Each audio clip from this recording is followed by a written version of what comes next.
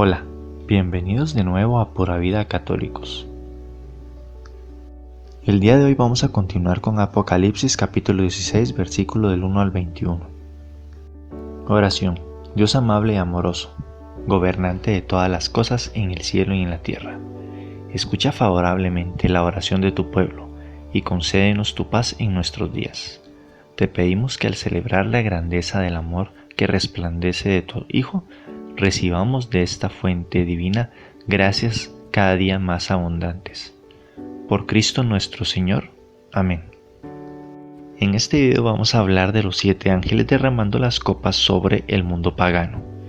La visión de las 7 copas tiene un gran parecido con la de las 7 trompetas, capítulo 8 del Apocalipsis y capítulo 9, así como también de las plagas de Egipto.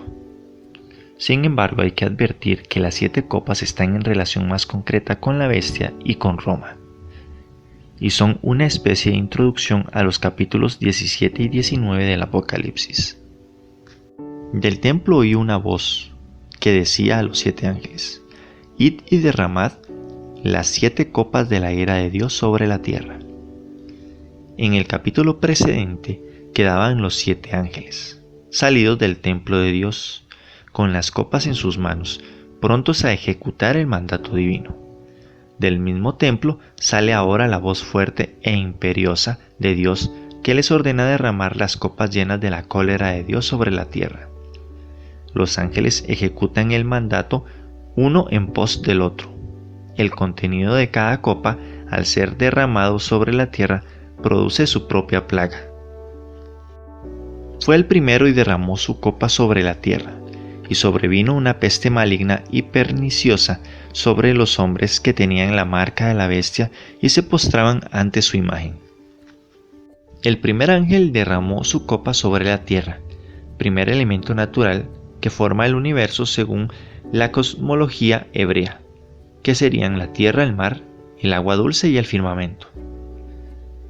Ocasionó una úlcera maligna y dolorosa en cuantos llevaban la marca de la bestia y adoraban su imagen.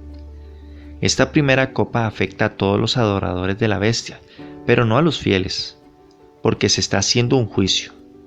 Esta primer plaga nos recuerda la 6ª plaga de Egipto que hirió a los magos del faraón y les impidió presentarse en público.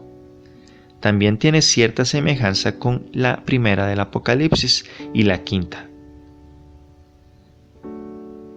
Es la ejecución de la amenaza del ángel contra el que llevaban la marca de la bestia.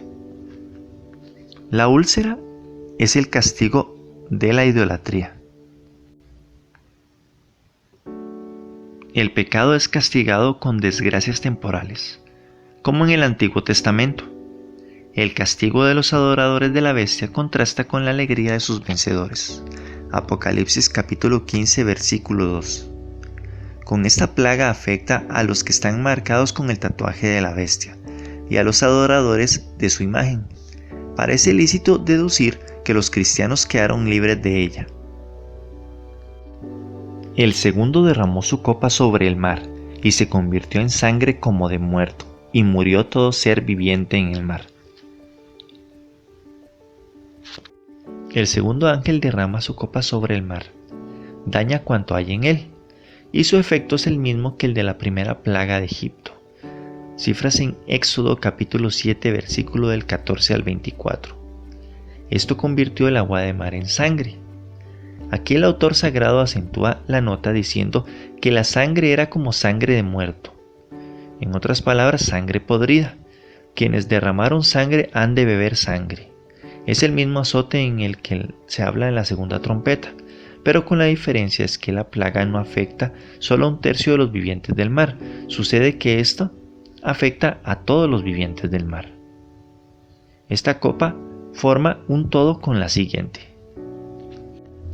El tercero derramó su copa sobre los ríos y sobre las fuentes de agua, y éstas se convirtieron en sangre. Oí al ángel de las aguas que decía: Justo eres tú, el que es, el que era, el santo, porque así has juzgado, pues que derramaban la sangre de los santos y de los profetas. Tú les has dado a beber sangre, bien se lo merecen. y oí al altar que decía: Sí, Señor Dios Todopoderoso, verdaderos y justos son tus juicios. Ese tercer ángel arroja el contenido de sus copas sobre los ríos y sobre las fuentes de la tierra. También las convierte en sangre. Estas serían las aguas dulces, a diferencia del anterior que eran las aguas saladas. Por consiguiente, la tercera copa viene a ser como una repetición más completa de la tercera trompeta, y es a su vez como una prolongación, una ampliación del azote de la segunda copa, lo mismo que en el río Nilo. Con sus brazos y canales se convirtió en sangre en la primera plaga de Egipto. Así también sucede ahora con los ríos y las fuentes de la tierra. El ángel que tiene el imperio sobre el agua aprueba el azote decretado de Dios con un himno de alabanza, lleno de serena reverencia al Creador. Este ángel ve esta plaga como una acción bondadosa del Creador, encaminada a la conversión de los infieles. El ángel de las aguas era un genio protector de este elemento, en conformidad con la teología judía, que colocaba al frente a toda criatura un ángel protector. Esta manera de pensar al menos la encontramos también en el Apocalipsis. En Apocalipsis capítulo 7 versículo 1 se habla de los 4 ángeles que tenían poder sobre los vientos. Y en Apocalipsis capítulo 14 versículo 18 se hace referencia al ángel que ejercía poder sobre el fuego. El ángel, en su cántico de alabanza, proclama ante toda la justicia de Dios. La actuación divina es intachable y plenamente justa, y está conforme a la petición de los mártires del Apocalipsis capítulo 6 versículo 10, para que el autor sagrado ensalza su eternidad defendiendo como el que es, el que era y el que ha de ser. En Apocalipsis capítulo 1 versículo 4, Dios era designado como el que es, el que era y el que viene. Aquí se considera como el que ya está realizado, ya que dice Dios está presente y obrando como juez en el mundo y dirigiendo a su iglesia. Se le designa como el Santo, otra denominación que expresa la oposición de Dios al pecado, y que tiene cierta afinidad a la justicia vengadora que aquí está ejerciendo. La razón de que Dios haya convertido el agua en sangre es para castigar a los idólatras, que ven el ángel de hecho que los impíos hayan derramado la sangre de los cristianos, pues que en tanto amaban la sangre. Bien merecida tiene la pena de tener más sangre para beber. A la aprobación del ángel de las aguas se junta otra aprobación que procede del altar celeste. Él dice: Sí, Señor, Dios Todopoderoso, verdaderos y justos son tus juicios. La voz del altar era muy probablemente la súplica de las almas de los mártires que estaban bajo el altar y que clamaban a Dios pidiendo justa venganza de su sangre. Aquí tenemos que dejar en claro, ¿verdad?, que la venganza suena como decir ojo por ojo. En este caso no es así. Es más como una consecuencia del acto que cometieron, ¿verdad? Para que queden claro y no pensemos cosas como que el Señor es vengativo, ¿verdad? Eso no es cierto. Esta voz que sale del altar repite en otras palabras el himno de alabanza entonado por el ángel de las aguas. El cántico de los perseguidores mostrará a un mismo tiempo la justicia de Dios y la fidelidad de sus promesas. El altar personificado, o mejor, la voz que viene del altar, centro de las súplicas humanas y de las intenciones angélicas, expresa la conformidad de la voluntad de la Iglesia con la de Dios. Por eso en Apocalipsis capítulo 8 versículo del 3 al 5 y capítulo 9 versículo 13, las oraciones que suben al altar aceleran los castigos, pues estos contribuyen a la implantación del reino de Dios y a la salvación de la humanidad. Las alabanzas dirigidas a Dios por el altar y el ángel de las aguas, aprobando la justicia divina, están compuestas de reminiscencias de varios salmos. Salmo capítulo 19 versículo del 10, capítulo 99 versículo 3, capítulo 119 versículo 137 y capítulo 145 versículo 17. El cuarto ángel derramó su copa sobre el sol, y fuese dado a abrasar a los hombres con el fuego. Eran abrasados los hombres con grandes ardores y blasfemaban el nombre de Dios, que tiene poder sobre estas plagas, pero no se arrepintieron para darle gloria a Dios. Este cuarto ángel hizo eso para que el calor fuera más intenso y así atormentar a los moradores de la tierra, que eran los blasfemos. Estos, lejos de reconocer sus pecados y hacer penitencia de ellos, se desahogan en blasfemias contra Dios. Tenemos que ser conscientes, ¿verdad?, que todos nosotros los cristianos tenemos a hacer ese tipo de comportamiento. Claro, la forma en la que se expresa aquí es que ellos insultan a Dios de una forma muy grosera. Pero nosotros como cristianos, cuando se nos presenta alguna adversidad, cuando se nos presenta algún problema grande, ¿verdad?, tendemos a pelear con Dios, a discutir, a decir: ¿por qué no me diste esto? ¿Por qué me quitaste esto? ¿Por qué me quitaste a mi mamá, a mi familia, a mi dinero? O inclusive ahora comúnmente mis mascotas, entre otras cosas, ¿verdad? Mis zapatos, mis joyas, mi casa. Y nos ponemos a discutir con Dios. Tenemos que pedirle mucho a Dios que nos ayude para que no tengamos ese tipo de comportamiento también, porque eso también va lastimando el corazón y además de eso lastima a Dios también. Esta cuarta copa tiene una semejanza con la cuarta trompeta en cuanto a la plaga que afecta al sol, pero aquí, en lugar de oscurecerse, parece que brilla con mayor intensidad. En la literatura judía, especialmente en la rabínica, se enseñaba que Dios se servía del sol para abrazar a los impíos. Tanto la plaga de esta cuarta copa como la siguiente constituyen una amonestación del reino de la bestia y sus adoradores. Sin embargo, el resultado de estas amonestaciones es nulo. Los hombres, en lugar de ver que este castigo es una providencia medicinal de Dios, hacen blasfemias en contra de él. Tal vez el autor sagrado aluda aquí al endurecimiento de los paganos del Imperio Romano, que atribuyeron en diversas ocasiones a la impiedad de los cristianos las numerosas catástrofes tanto naturales como políticas de los primeros siglos. Dios se gobierna en su providencia principalmente por la misericordia. Este es el atributo divino, que sobre todos los otros predica las Santas Escrituras, así del Antiguo como del Nuevo. Las mismas obras de la justicia van templadas por la misericordia, pues en ellas el propósito del Señor es que los hombres sean amonestados con el castigo y se vuelvan a Él con la penitencia. Aquí Dios lo que nos explica es que la misericordia de Dios es eterna y Él aprovecha las consecuencias de nuestros pecados para que nos convirtamos. Por ejemplo, cuando nosotros llegamos y perdemos a una persona, un familiar, ¿verdad?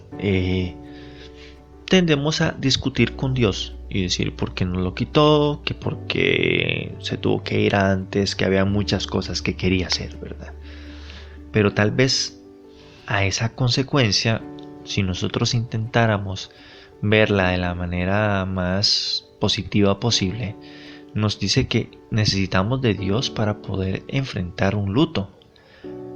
En este caso, ser conscientes que Dios es más importante que una persona, y aunque cuesta mucho aceptarlo, porque por experiencia lo digo, es muy difícil.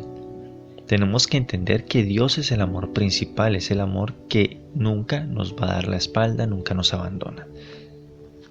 Las pautas marcadas por la reflexión del versículo 9, después de la descripción de las 4 primeras calamidades, parece indicar el corte habitual 4+3 que se da en todos los septenarios del Apocalipsis. Las 4 primeras copas alcanzaron directamente a la naturaleza y por ella atacaron a los hombres. En cambio, las 3 copas restantes van a atacar directamente a los hombres. El quinto derramó su copa sobre... Este quinto ángel vertió su copa sobre el trono de la bestia. Y el efecto producido por esta plaga era el oscurecimiento del reino de la bestia. Este reino se trata del Imperio Romano, que es el reino terrestre que era el enemigo de Dios. El decir que estaba oscuro se refería a que estaban perdiendo su poder, que ya no tenían su esplendor y su fuerza ya era muchísimo menor. Las catástrofes materiales y las guerras intestinas del Imperio Romano intrajeron como consecuencia la pérdida del prestigio. De la inseguridad del mañana dio motivo a depresiones nerviosas y morales. Por consiguiente, este azote no solo produce dolores físicos, sino también morales. El orgullo de Roma y de sus moradores es herido, las ambiciones desilusionadas, la prosperidad del imperio ha desaparecido. La plaga de la quinta copa nos recuerda el oscurecimiento de los astros y del aire de la quinta trompeta. Apocalipsis capítulo 9 versículo 2. Y la novena plaga de Egipto, Éxodo capítulo 10 versículo del 22 al 23.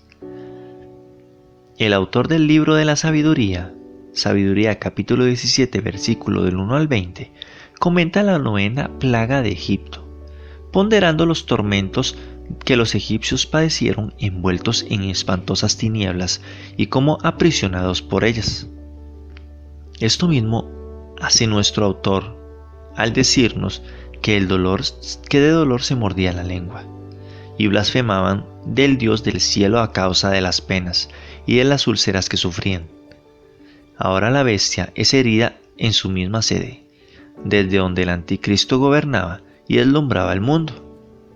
Pero, a semejanza del faraón, con estas plagas se endurecieron más los paganos, y lejos de arrepentirse se revuelven en contra de Dios rabiosamente, y blasfemian contra él. El sexto derramó su copa sobre el gran río Éufrates, y secóse un agua de suerte de que quedó expedito de camino a los reyes del naciente del sol. Y vi que de la boca del dragón y de la boca de la bestia y de la boca del falso profeta salían 3 espíritus inmundos, como ranas, que son los espíritus de los demonios que hacen señales que se dirigen hacia los reyes de la tierra para juntarlos a la batalla del día grande del Dios Todopoderoso. La sexta copa, lo mismo que la sexta trompeta, hacen referencia al río Éufrates y también al azote de la guerra.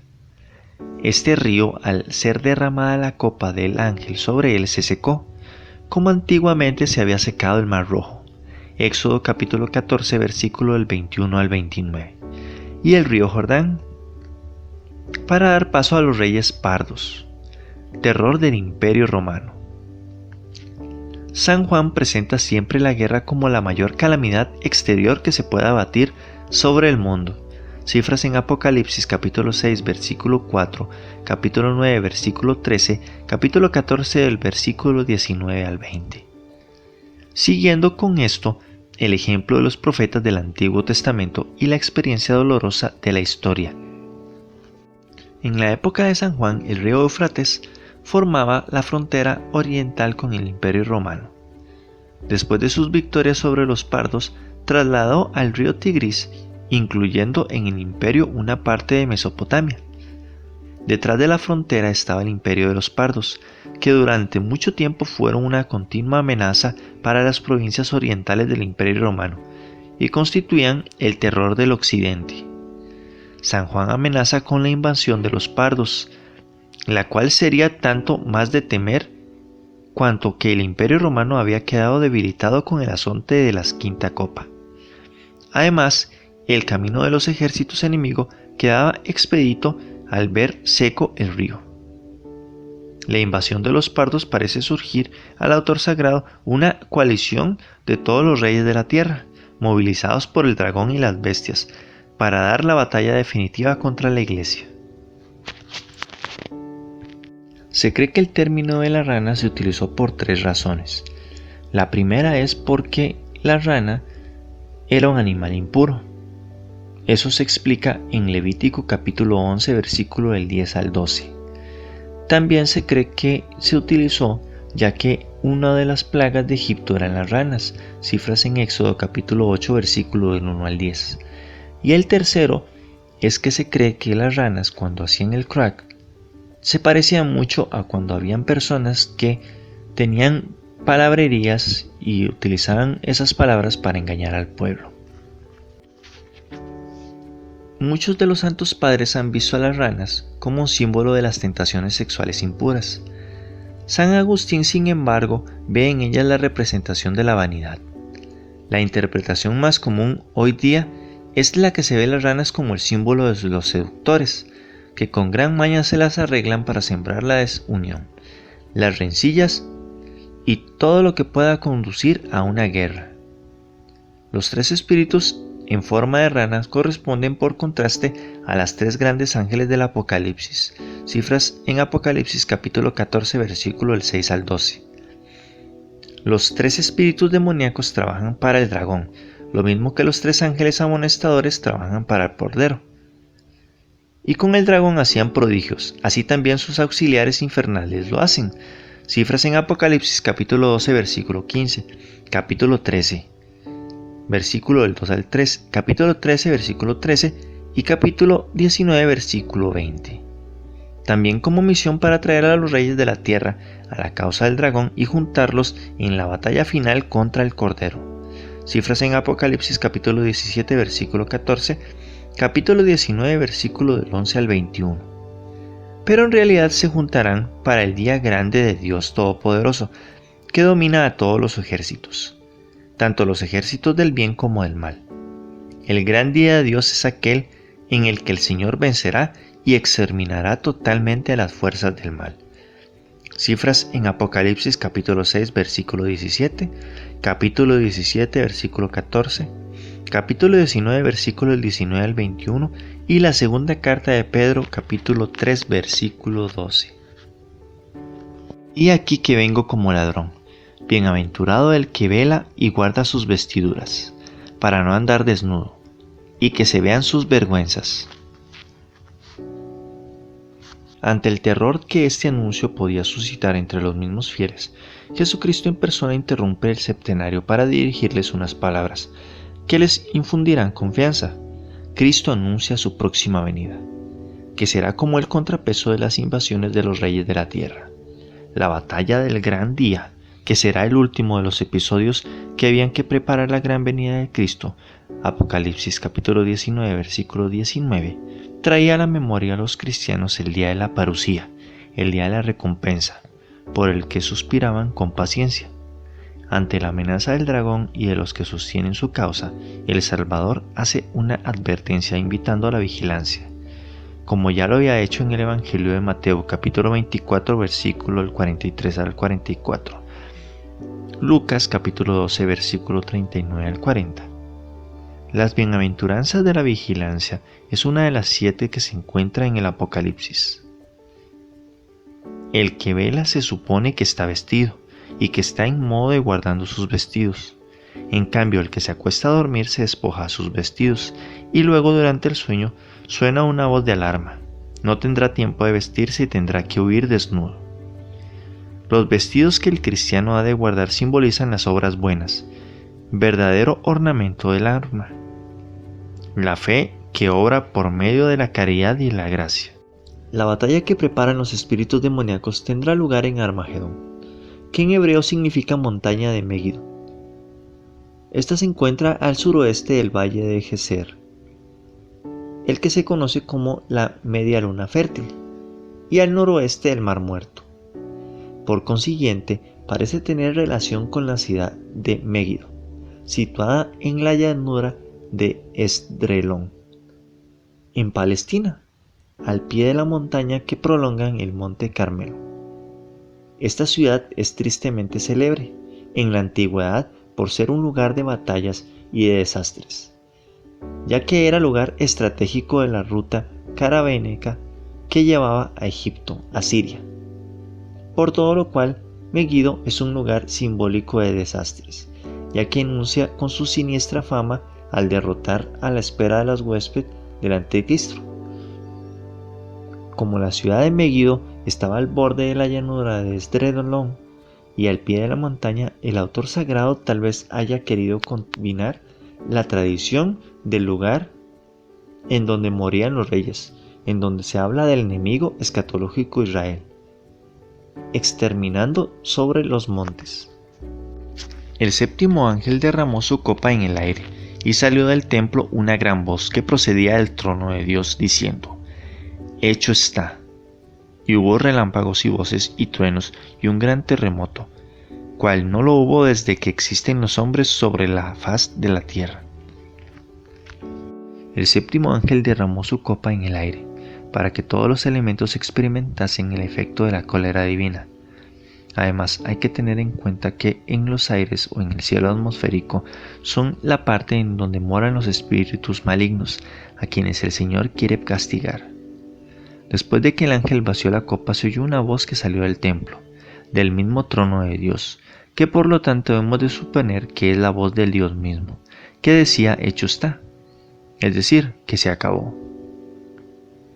Esto no se trata precisamente del fin del mundo, sino de la ejecución de un decreto particular de Dios, que tendrá grandísima importancia para la Iglesia. Se refiere a la ruina de Roma, que era el más poderoso imperio de la bestia y del dragón. La ruina de Roma será a su vez un símbolo de la ruina de todos los imperios anticristianos que se le asemejan. Al toque de la séptima trompeta, voces celestes proclamarán que se había realizado, que había llegado el reino de Dios. Apocalipsis capítulo 11 versículo 15. Con el derramamiento de la séptima copa ha quedado consumada la ira de Dios, dejando expedito el camino para el establecimiento del reino de Cristo. Ante la falta de razonar de los paganos, que no se quieren ver en los azotes de la mano amorosa de Dios que los llama al arrepentimiento y la conversión, el Señor se tiene que ver obligado a implantar el reino de Cristo por medio de la fuerza victoriosa. Los fenómenos cósmicos que siguen en la fusión de la séptima copa, parecidos a los que surgieron al toque de la séptima trompeta, han de ser interpretados en conformidad con el símbolo apocalíptico. Los relámpagos, los truenos, los terremotos constituyen un símbolo de intervención especial de Dios en el mundo. Cifras en Éxodo capítulo 19, versículo 18, Marcos capítulo 13, versículo 9, Apocalipsis capítulo 7, versículo del 12 al 17. El terremoto del que se nos habla aquí fue extraordinariamente fuerte, con lo cual quiere dar a entender la importancia trascendental del momento. Todos estos fenómenos meteorológicos y sísmicos frecuentes al estilo apocalíptico significan el trastorno de las potencias humanas, necesario para llegar a una época de paz y de bendición. La gran ciudad se hizo en 3 partes, y hundiéndose, las ciudades de las naciones y la gran Babilonia fue recordada delante de Dios, para darles el cáliz del vino del furor de su cólera. Huyeron todas las islas a las montañas. Desaparecieron. Una granizada grande como de un talento cayó del cielo sobre los hombres, y blasfemaron los hombres contra Dios por la plaga de granizo, porque era grande en extremo su plaga. El primer efecto de la intervención divina fue el desmoronamiento de Roma y de su poder. La gran ciudad de la Babilonia quedó dividida en 3 partes, es decir, fue abatida su potencia y su fuerza. Sus transgresiones fueron recordadas delante de Dios, por lo cual se le dio a beber el cáliz del vino del furor de su cólera. Dios, que había ido retardando el castigo de Roma perseguidora, con la esperanza de su conversión, desencadena ahora sí su ira concentrada contra ella. Justamente con Roma se hundieron las ciudades de las naciones, que representan las capitales de las provincias del Imperio Romano. Tal vez San Juan se refería a ciertas ciudades de Asia Menor que él mismo había visto arrasadas por terremotos, ya que no es raro que los movimientos sísmicos hagan aparecer y desaparecer islas en medio del mar.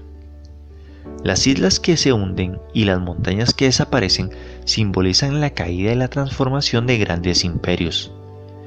En el azote del 6º sello, las islas se mueven en su lugar. Aquí en cambio huyen y los montes desaparecen. Son expresiones exageradas para expresar la magnitud de las catástrofes desencadenadas por la séptima copa. Pero en la mente del autor sagrado, todo lo dicho no se refiere al fin del mundo ni al del juicio final contra el dragón. Todavía no ha llegado el fin del cielo y de la tierra. sino que alude a la ruina de una realidad histórica del Imperio Romano, que revivirá bajo otras formas, pues la bestia continúa subsistiendo. Además, en el versículo 21 nos habla expresamente de hombres que aún continuaban viviendo sobre la tierra, los cuales fueron víctimas de una extraordinaria granizada. Durante esta tormenta de granizo cayeron piedras que pesaban cerca de 40 kilos. El talento pesa equivalente a unos 39 kilogramos. Este azote corresponde a la séptima plaga de Egipto, cifras en Éxodo capítulo 9, versículo del 22 al 25. Estas piedras de granizo tan enormes representarían metafóricamente lo aplastante del peso de la cólera de Dios. A pesar de todas estas calamidades, los hombres impíos como el faraón de Egipto, lejos de convertirse a Dios, se levantan contra él y le blasfeman. Esto es una constatación dolorosa, de la cual ya se ha hablado al final de la serie de calamidades desencadenadas por las trompetas. Cifras en Apocalipsis capítulo 11 versículo del 1 al 14. Aunque la misericordia de Dios es infinita y busca mediante esos azotes la conversión del mundo pagano, los hombres malvados se endurecen en una impiedad. Esto nos trae a la memoria las misteriosas palabras de Yahvé a Isaías: «Ve y dile a ese pueblo, oíd y no entendáis, ved y no conozcáis, endurece el corazón de este pueblo, tapa sus oídos, cierra sus ojos. Que no vea con sus ojos, ni oiga con sus oídos, ni entienda su corazón, no sea curado de nuevo». Y también nos recuerda el dicho de Jesús a los fariseos: «Sabéis discernir el aspecto del cielo, pero no sabéis discernir las señales de los tiempos». Cifras en Mateo capítulo 16 versículo 3. En la visión de las 7 copas, como en los demás septenarios del Apocalipsis, tenemos un cuadro de la acción de Dios contra el reino de Satanás, a pesar de la grande apartado de su fuerza el dragón, con el cual parece indicar que podría acabar fácilmente con la iglesia. Sus esfuerzos resultan en vano, porque la iglesia tiene un poder divino a su favor, que en apariencia es flaco, pero en realidad es fuerte. Pero eso, los fieles deben confiar para alcanzar la victoria definitiva. Querer averiguar el significado concreto de los diversos efectos producidos por las copas y por las trompetas y los sellos no siempre nos es concedido. Tal vez en la mente del autor sagrado este cuadro no era más que una especie de parábola, en la cual hay que buscar otro sentido general del cuadro y no especial en cada elemento. En tanto, otros cuadros semejantes de los profetas tenemos que seguir la misma norma. Y con esto terminamos el video de hoy. Si Dios quiere, me faltarían solo 2 videos para culminar con el Apocalipsis. Espero en Dios poder subir el siguiente video el próximo miércoles. Voy a intentar hacerlo lo más seguido posible para terminar y así que no se queden con las dudas. Cualquier pregunta o alguna otra cosa que quisieran hacer, con muchísimo gusto en la caja de comentarios. También quisiera que me den alguna opinión de qué les gustaría que hiciera después del Apocalipsis, si les gustaría que siguiera con alguna parte de la Biblia, o quisiera saber si quisieran saber algo con referente a otro tema en particular, y con muchísimo gusto voy a seguir subiendo videos para ayudarnos a nosotros los católicos a seguir con el conocimiento de nuestra amada iglesia, ya que lógicamente hemos estado abandonándola un poco gracias a esto del COVID y esas cosas. Espero en Dios de verdad poder ser de gran ayuda para aumentar el conocimiento y pedirle a Dios que nos dé fuerzas a nosotros, este canal, ¿verdad? Para que sigamos avanzando. Muchísimas gracias a las personas que nos han estado siguiendo, a los que nos dan comentarios, ¿verdad? Y espero en Dios seguir adelante. Nos vemos en el próximo video.